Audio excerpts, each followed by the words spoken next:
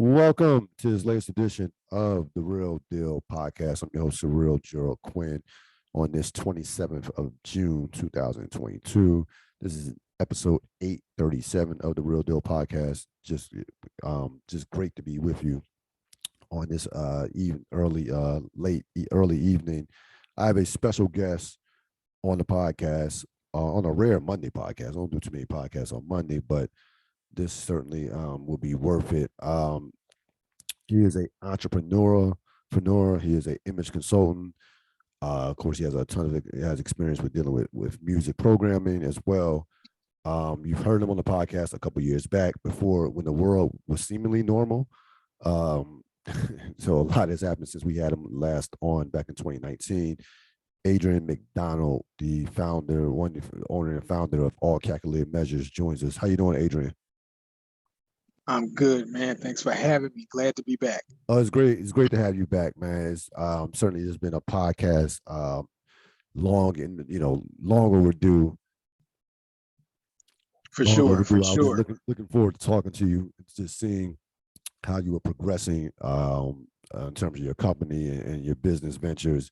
First of all, I mentioned earlier about life has not been the same as we've known it since the last time we spoke in I believe it was April of 2019. How have you been personally in terms of the pandemic and its effect on you?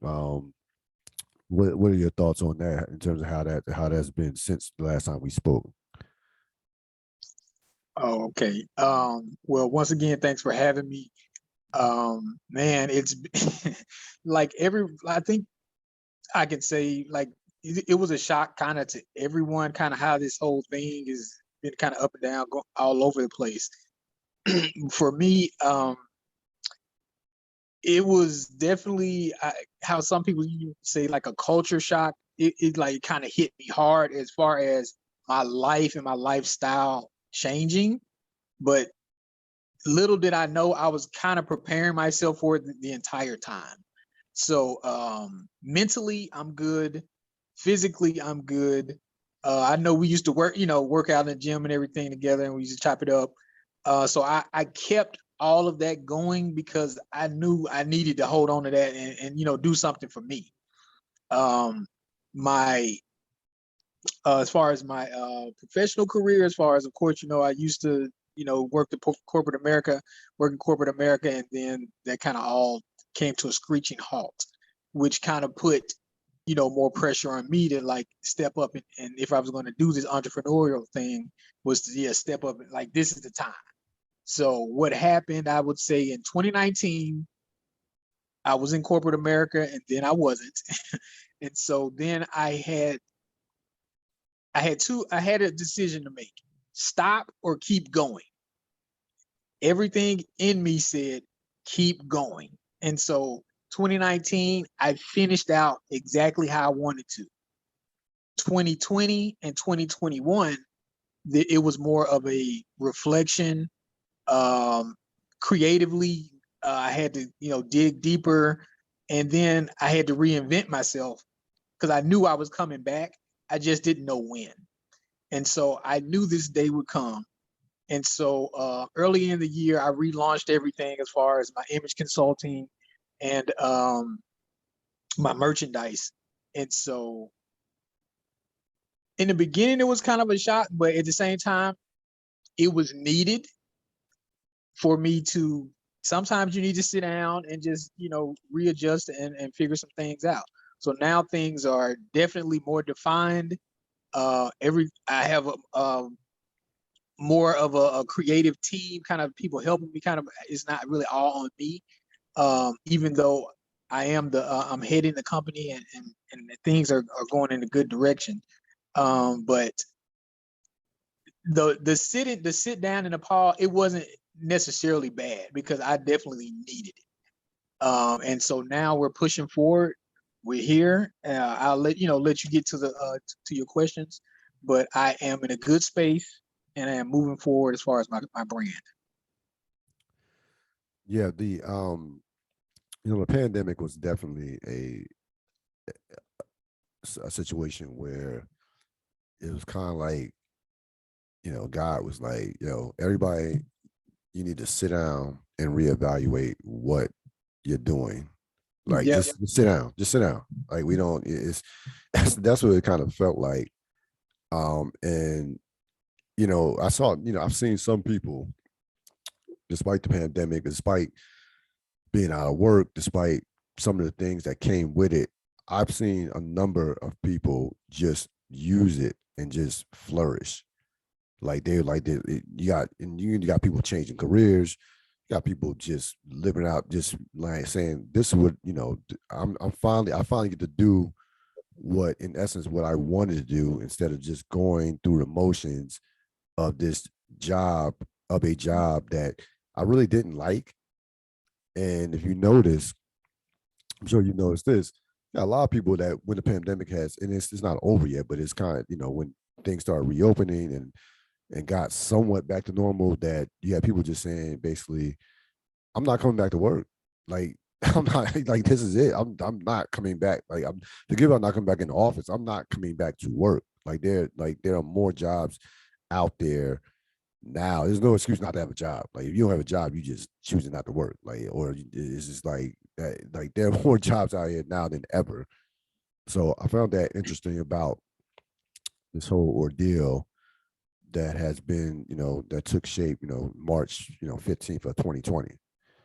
Um, as far as where you're at now, the thing I've noticed, even looking at your website or looking on, on your Instagram page, is the thing that stood out to me as a difference was the colors.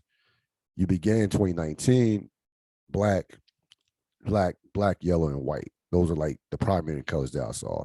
Now you have, brown, red, green. Can you talk about that shift in terms of where you've taken the merchandise, in terms of the style of the merchandise, the color? What brought about those changes in terms of from a standpoint with the colors? Okay. Well, I'm glad you noticed that. Plus, I wanted it to stand out. That came with me in the beginning when we first talked. I thought I knew what this was and how I had it structured, but me sitting down and reevaluating it made me tighten that made me tighten that up, basically. And so the ACM, the all calculated measure side, I kind of switched it up, and now it's what would I say? I'm sorry. It's lifestyle, mindset, and merchandise. The AM to PM side, the average man, a posh man, that's still me doing all my image consulting. But the ACM is the umbrella. So I get to have more fun on that side. So it can be, I can be a lot more creative. So with me coming back and rebranding, I had to dig deep, and me and my brother, we were bouncing ideas off of each other. So what I wanted to do was, my merchandise now tells a story, and it tells my story. There's a backdrop behind every piece that I am dropping. So for the first campaign, which was the rep your hood, where I'm from, where you from. And that's when the color schemes and the colors and everything, that's when you started seeing all, and I did I think the camouflage for you. Right. I needed that. It was like a breath of fresh air, but it came with the creativity, and it came with me and my brother bouncing ideas off of each other. But with that first campaign, when I was rebranding myself, I said, okay, this has to really speak. So from the letters to the colors, I'm like, yeah, I have to. I mean, it's so much stuff out here on social media. You have to make, just kind of make yourself stand out. So all of that was kind of in that. So yeah, so with that campaign, I knew I wanted these colors, and I knew we found the font that we wanted. And I was like, okay, let's run with it. But it's just, I feel more like you just said. Some people say, I'm not going back to work. I was one of those people. Right. I'm not going back to work. So I got to make this work. So I'm putting literally everything into like everything. Not that I wasn't, but it's a lot more focused. And now, like I said before, each piece of merchandise I drop, it tells a story about me. So that first campaign where you see the the red, the blue, and the black, and I picked those colors. I saw another campaign and it just spoke to me. And I was like, okay, those colors work. And so I just took them. So I was like, okay, let me see if these will work for me. And so, okay, they did, but at the same time, I have other colors. I got a lot of other colors I've used, and you've seen them, but those were like the basic ones that I came out with at first. And so people liked them, and it was like, hey, can you do this for me? Can you do that? Can you do this? Can you do that? And that's when you saw the pinks and the yellows and all this, the purples and all that. So the campaign I just dropped, which was obstacles and obstacle opportunity, that speaks to that day that we talked about before we went live. When I got to work and they walked me into the office, I looked at that, or you could look at that as an obstacle or an opportunity. I looked at that situation as an opportunity. And so I took it and ran with it. But now I'm basically, that's the backdrop story behind that merch. So each piece is literally telling you a chapter or a piece of my life. So you're a creative, I'm a creative, and I just wonder, like, I see this world we live in of just over saturation of everything. It's just, you see it with Netflix, you see it, everybody's got a podcast, everybody, you see a lot of entrepreneurs, it's a lot, right? Yes. And we live in a society where attention has become a new drug. So people will go out their way to do something to draw attention, even if it means compromising integrity and what have you for the bag. I just wonder, and me and you have it tougher because we are not public figures. You know what I'm saying? We have it probably the hardest, to be honest with you, from that standpoint. I just wonder how difficult it is to not jump out your skin to get more attention for your clothing line and your business, and stay the course and continue to be true to yourself. Do you find that balancing act to be difficult? Do you find that, how challenging do you find that?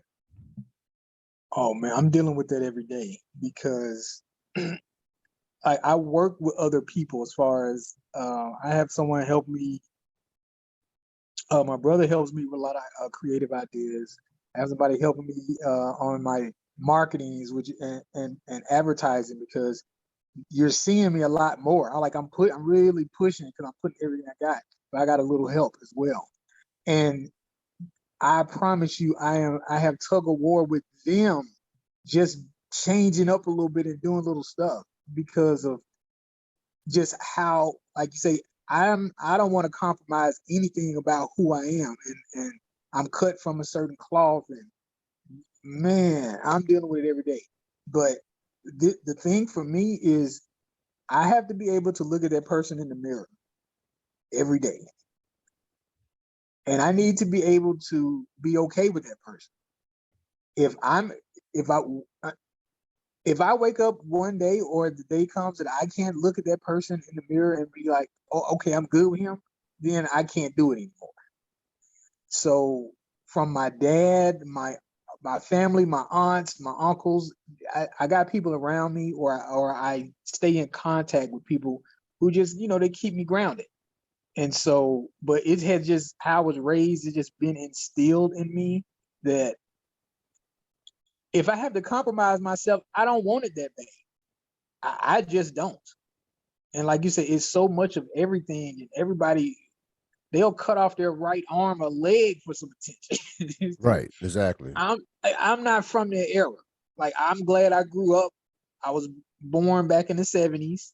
I don't, give up my age, but and so raised in the 80s, and we really saw, hard times and really like had to get it. And so I know as the people are using this word, the times have changed or the paradigm has shifted, and it has.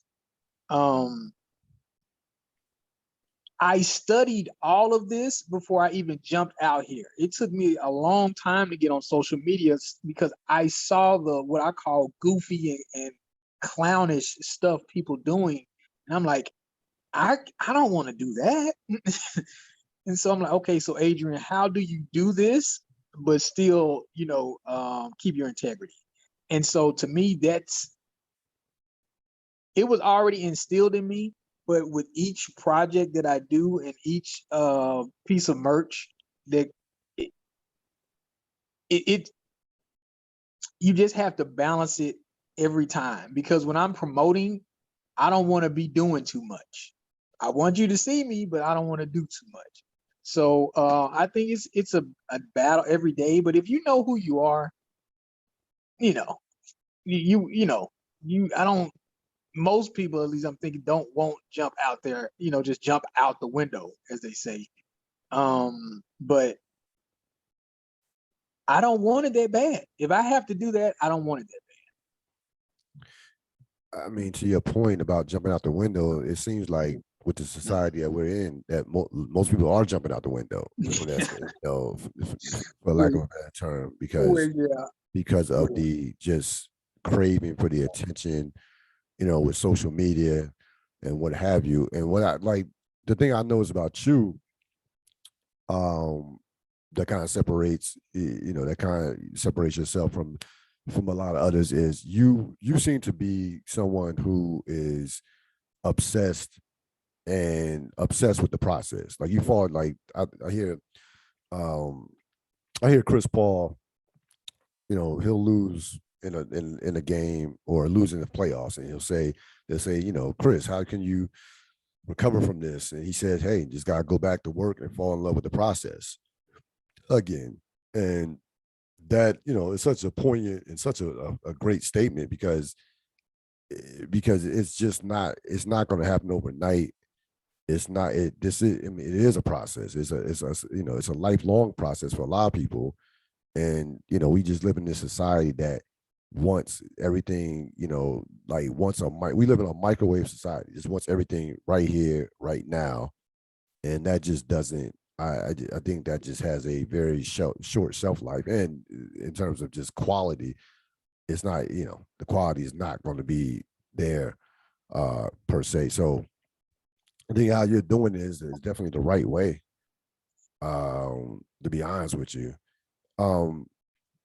Last time we spoke, you said you had 4 solid people that, kind of made up your company. How much has that expanded by, as far, and how much do you delegate responsibilities in terms of the company?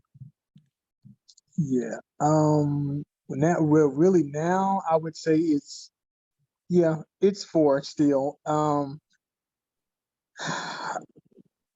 We were talking before about being a boss versus an employee. Right. And so, and you learn these things as you're, going through the process. Your worker bees, people who have good ideas, people who can execute, people who can do this.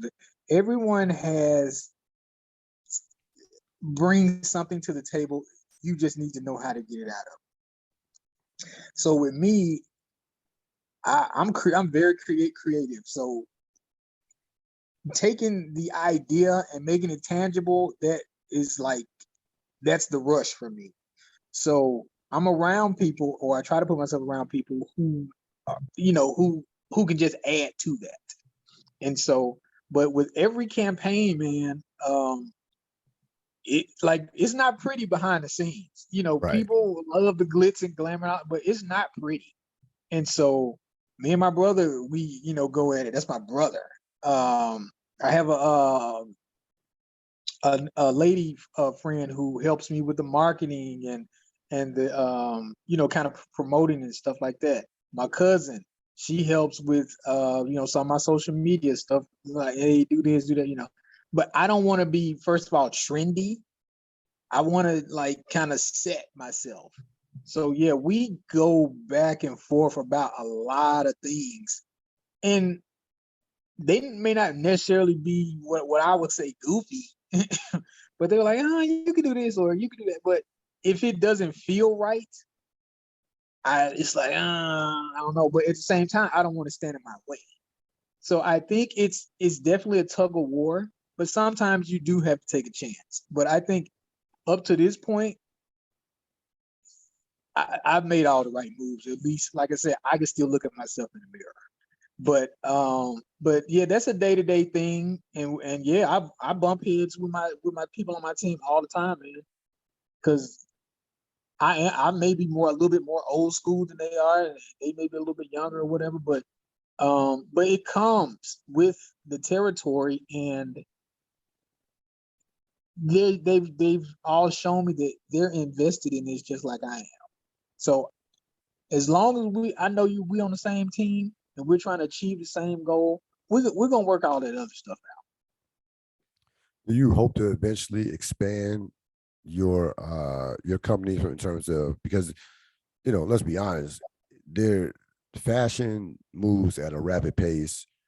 Obviously keeping up with the times, that main demographic of the 25 to 50-year-old or 18 to 30-year-old. We know what the main demographic is. Is that something that you've thought about in terms of once you're in a position to, in terms of expanding with more people, hiring more people? Oh yeah. Well, I honestly want to keep my team really tight. Right. So I would say, yeah, I could use probably 2 or 3 more people, but I want to keep the core tight. But yes, I do want to scale up, and I'm looking into all of that as far as my merch, and then as far as I want to design. I may have to start sewing soon. Right. So eventually, yeah, you'll see that growth. I got some things cooking. It's just, I don't want to speak too soon. No, I got you. But you'll definitely, we stay tapped in, so you'll definitely know. But I think it, like you said, the Chris Paul thing is about falling in love with the process. And I've been grinding, and I feel like it will happen. But you just got to go through the trials, tribulations, go through the mud, as they say. But I feel good about the space I'm in. And I'm looking at people who are doing what I'm doing, of course, following certain people and seeing what they did and seeing, okay, if I could take it and tweak it, or if I could replicate that, or, okay, am I going to just try to reinvent the wheel, which I'm not going to try to reinvent. But yeah, expanding and definitely scaling up, and having my own pieces, kind of custom design pieces.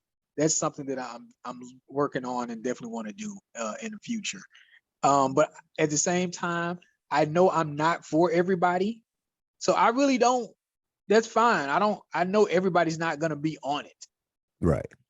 I want the people. I want to be drawn to the people, and the people who are drawn to me. I want that. I don't want everybody.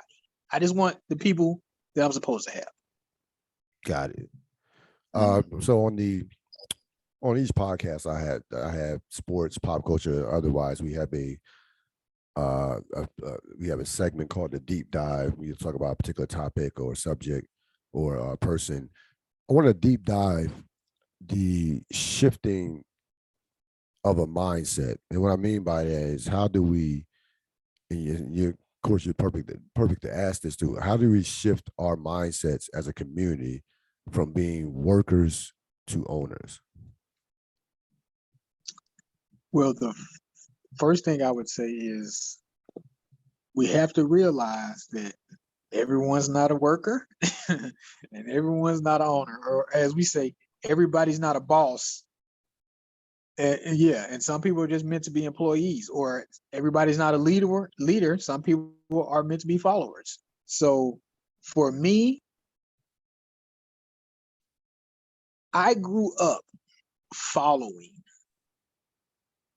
Right. I had it in me to be the leader, but I would say I was timid or, just scared, shy, whatever.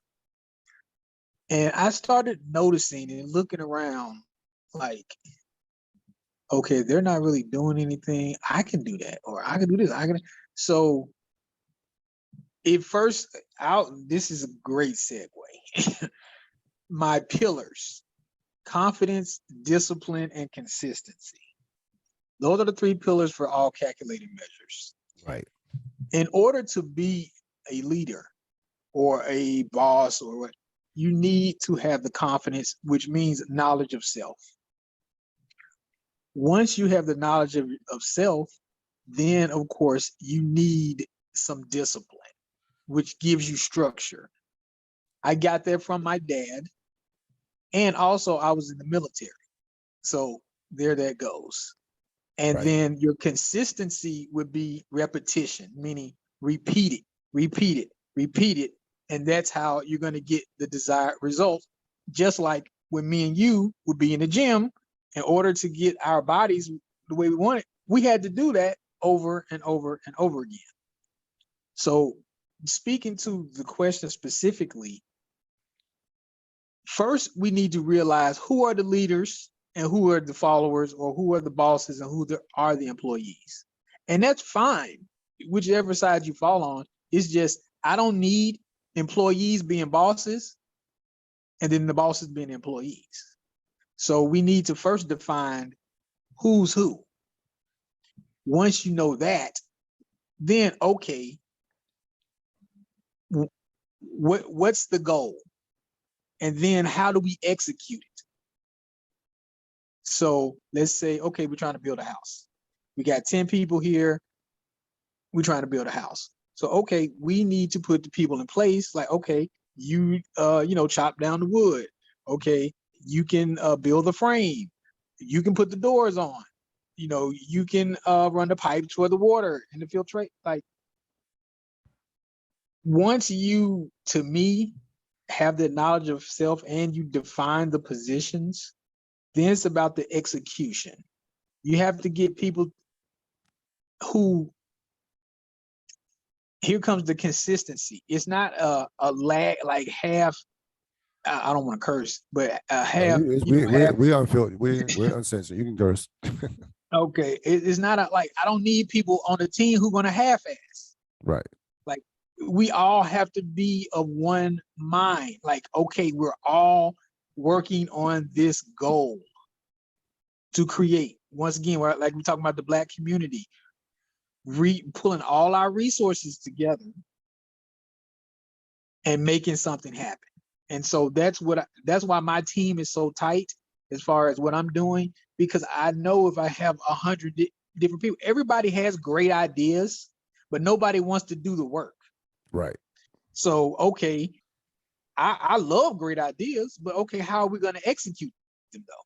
Which means you need to have the right people with the right passion, the right mindset to get something done. So that's what I would say is define who is who first. And then, okay, we plug the people who are dependable and trustworthy into these positions, and then we move forward. But let me say this. Everybody don't want to be saved. And you're not going to be able to save everyone. And you're not going to be able to help everybody because everybody doesn't want the same thing. So you have to weed out the people who are going to keep you down or pull you back, because some people are cool, on food stamps or welfare, or, this, that, and the third. You have to find like-minded people, which is another key. Because if you got Harriet Tubman said, I could have freed more slaves if they only would have known they were slaves. Right. So to me, it's kind of that mindset. You can't build with people who don't want to build. No question about it. There are a number of reasons why I asked that question.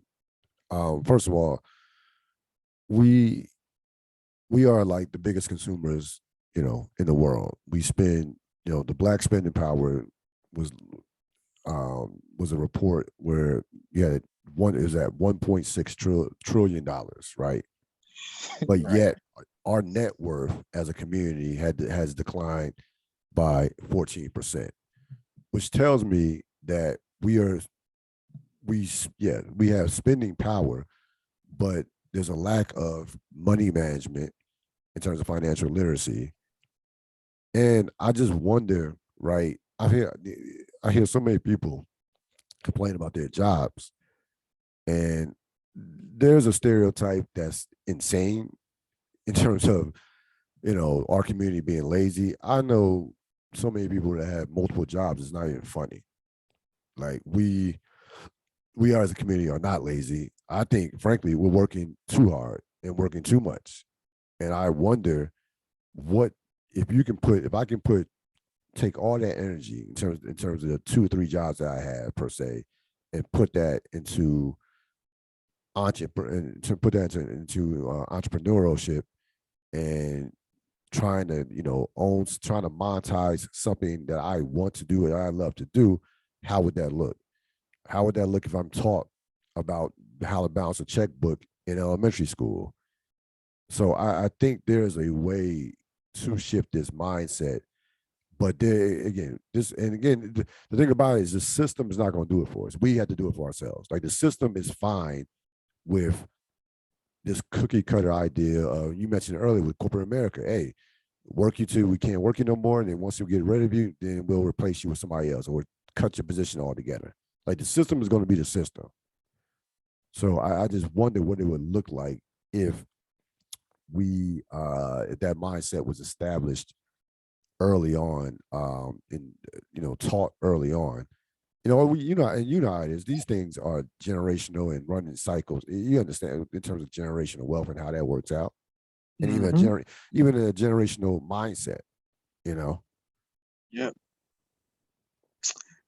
Man, we have, speaking of as a black people, as black community, and me and my brother, we talk about this all the time as far as the generational trauma.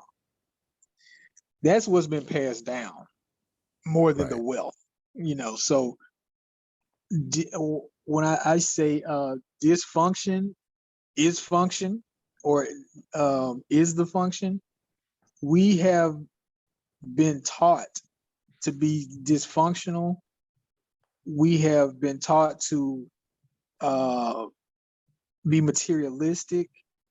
Like you say, cookie cutter. We're microwave a generation. This is instant gratification. All this stuff is, we're so far from where we come from, where we used to be, and how we our families were built, and that took time. But they did a good job. So now we're in the times that, how do you reprogram people to go back to that? Your Black Wall Streets and all this stuff. Like, how do we get back to that? But I can't do that with my brother when I don't trust him, right, or I think he's gonna stab me in the back, or he's trying to have sex with my woman, or whatever. So they keep us so caught up on the minimal everyday just nothingness, to where we can't come together, think constructively, put something together, get a plan together. Okay, get some get some resources, put some funds together, and like, okay, we're gonna be. They keep us at each other's throats. They keep us on edge. They keep us wanting a new pair of Jordans. They keep us with wanting a new PlayStation, the new Xbox. Like, how Black people are marketed to is a whole thing. right. So when you see Megan Thee Stallion and the baby and when you see this 24/7 sex and the new iPhone and the new red bottoms, this is what they don't show us doctors, lawyers, Black billionaires, the few that we have. They don't show us any of that. And if they do, you really got to go look for that. So like I said, the system is a system, and it's working and it's running how it's supposed to run. You have got to be able to think for yourself. I think nobody wants to do that these days. They just take what the television says or the government says, hey, okay, that's what they said, we're gonna do it. It's Or okay to ask. It's okay to ask a question. no question about It's it. okay. Yeah, no question Yeah. about or like going back to social media, is a bunch Uh-huh. of just group thinkers. One person says something crazy, then 4 or 5 thousand people will agree with it without research. We talk about fake news and all this type of Oh stuff man. like that. So yeah, to your point, you're 100% right. I think I thought about something with you when you mentioned it earlier in the not earlier, but when we talked in the previous podcast. Right. Your one of your goals was you want to start up, create generational wealth within your family. And that's why it makes so perfect sense in terms of why your circle's so tight. From that standpoint, like that is one of your, that's one of your goals. You want to create that within your family, and surely pass that on to the next generation, and so on and so on. So that's the kind of mindset that I think that, it's different between wanting to be rich and eh, and again wanting to create generational wealth. There are two different things. I think the idea of wanting to be rich is the materialistic part that we were talking about. Like, we want to be rich just to buy materialistic stuff. No, we want to create this. We should really have the mindset to want to create this wealth so that we can invest in real estate and things of that nature. Oh yeah. I feel like well, I didn't see it growing up like that, as far as, people having all this money and all that. My family did the best they could. But that was my thing is, okay, if I'm gonna build something, I don't want my kids or my cousins or my nephews, I don't want them to really, I want to be able to pass something down. And I don't want them to have to work as hard or go through what I went through. So my thing is, okay, before I shoot myself in the foot, where can I be the most impactful? So, okay, if I'm gonna build this circle, who am I building with? Which would be, okay, the first people I'm thinking about are my family. And that's not everybody in my family. It's the ones with the same mindset. Because we all got people in our family who they not right. But I said, okay, this is what I want to do. We all got together, and I'm like, okay, are y'all down with this? This is what I'm trying to do. This is what I'm trying to build. And so they were like, yeah, that sounds good. So everybody in the circle does something to build the whole. Like, you just do your part. You do what you do. We're not even asking you to come outside of yourself. Just do what you do. Or if I need you, hey, I'm going to reach out to you and say, hey, it's time. I need you. I need you to step up, and vice versa. If you need me, I'll be there for you. And so once you got people with like mindsets, you can build. So that was my thing, was to find people with like mindset and then build. But at the same time, these were the closest people to me, meaning I didn't have to go that far. And quote unquote, people talking about, I got, friends who really are your friends at the end of the day. Do you have somebody you can call when you don't have any money? You on the side of the road, you're in jail, I need bail, or whatever. Right. Just be careful who you call your friends. So No, yeah, there's no question about it. Yeah. I just wanted to start with the people who I thought I could touch and make the most impact.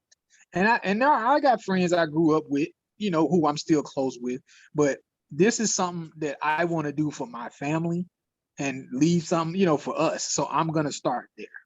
But like I said, it ain't everybody. It's a small circle of us, but we're all on the same page. So I didn't watch a lot of the show last night, but I did catch, I think, to me, the most important part of the BET Awards show. Kurt Franklin won an award, the Bobby Jones Award, which I'm sure he's won probably 30 times. It seeming like I'm sure he's won every type of award known to man. But he said something that just stuck with me. He said, and I'm paraphrasing this, of course. He said, too many times are, somebody gets in a position of power and has success and refuses to pass the baton, they'll just die with the baton. He says, I want to be somebody that passed the baton. So he gives the award to a group that I guess finished runner up or something like that. He gives his award to him, right? Like literally, I've never seen it. Like I've never seen someone give their award to someone else on the stage, on the same stage. Like I literally is one of the most humbling things you'll ever see. And he made such a great point because it's like, what use is it if you of being successful if you don't impact the next generation? Like no one's gonna live forever. And I just wonder, I have this question, a couple questions for you before I let you go. One, do you feel like, because there are a number of successful Black owned businesses all across this country, across the world, a number of them. Do you feel like they are doing their jobs in terms of creating opportunities for yourself or even the next generation with some with in terms of with some of the success they had? What are your thoughts on that? I don't. I'll say this: if they are, they're not making it easy to get in touch with them. So, and I'm glad you spoke to this. To me, I'm leaving, say, corporate America. I'm doing the entrepreneurial thing, but I'm trying to take that to the next level. Right. And I'm trying to network and get in these rooms and get in these circles to do that. I'm not asking for anything. I Right. just want, put me in the room and let me, let me do the rest. Right. And so I'm not saying that there aren't any doing this. It's just, if they are, it's hard to get in these rooms. It's hard to get in these circles. It's who do you know? Or Right. excuse me, who knows you? So you can get in. So I can't speak to if it's happening, but from what I'm seeing, it seems like it's not to where it's making a difference.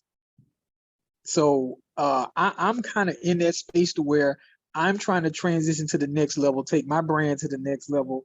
Like you said, I'm trying to expand, trying to scale up, trying to meet with different manufacturers and distributors. But who am I? Like, they don't know me. So Right. it's like, okay, who do you know? They say your network is your net worth. Yep. So it's who do you know or who knows you to get you in these spaces that you can't get in. And so I don't see, I'm not saying that they're not helping, but not on a large scale.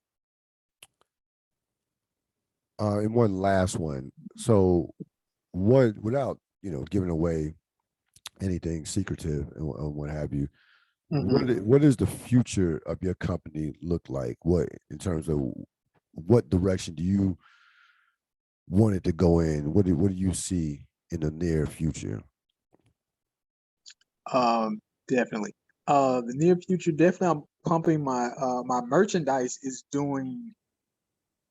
very well with this whole new rebranding. Oh man, so I love that, and I love and I didn't know this in the beginning and when I was first doing this. I do like the merchandise lane, so I always want to have some kind of merchandise out there.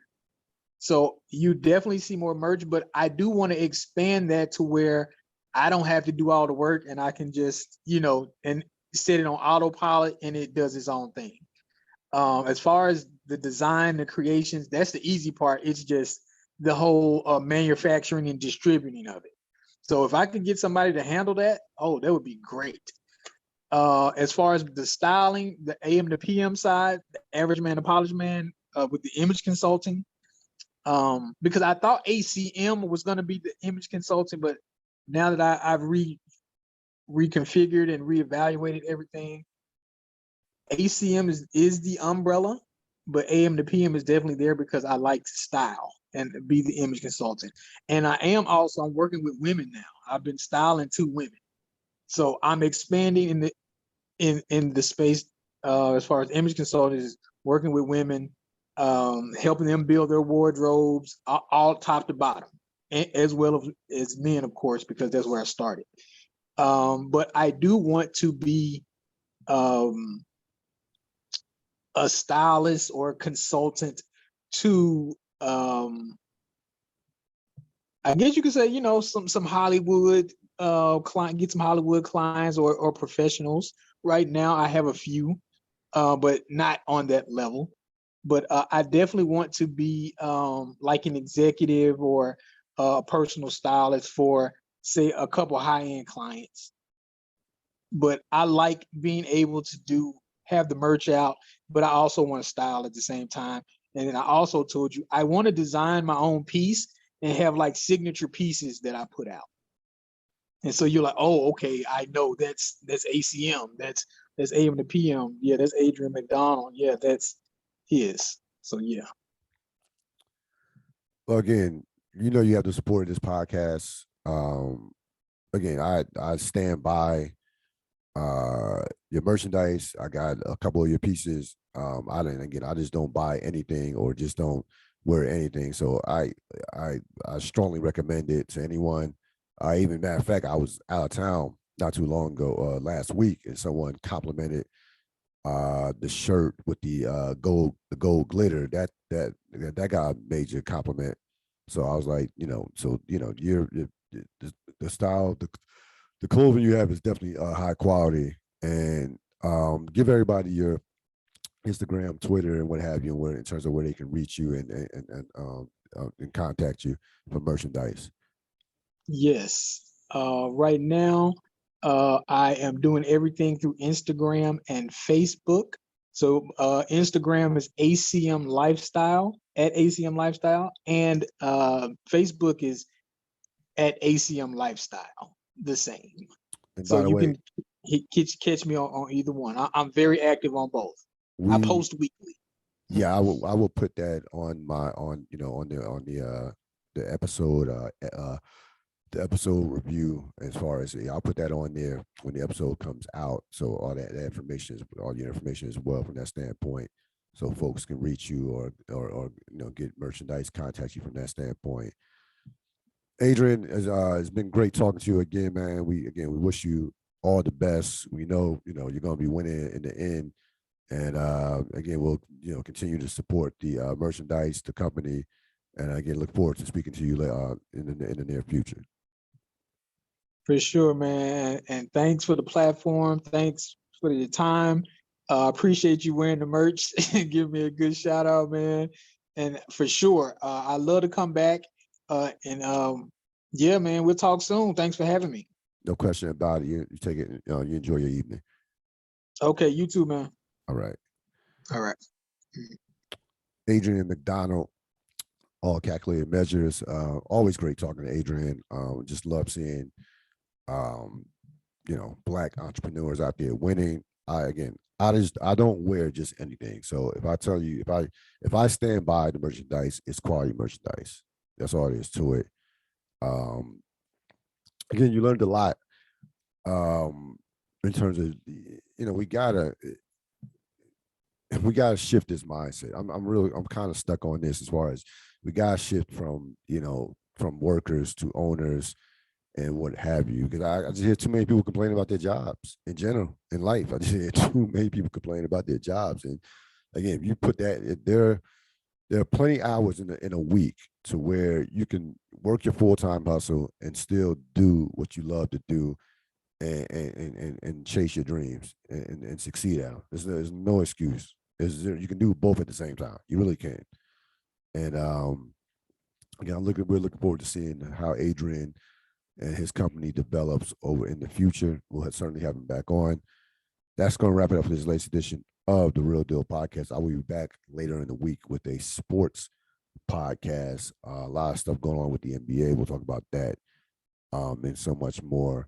Enjoy your evening. So long.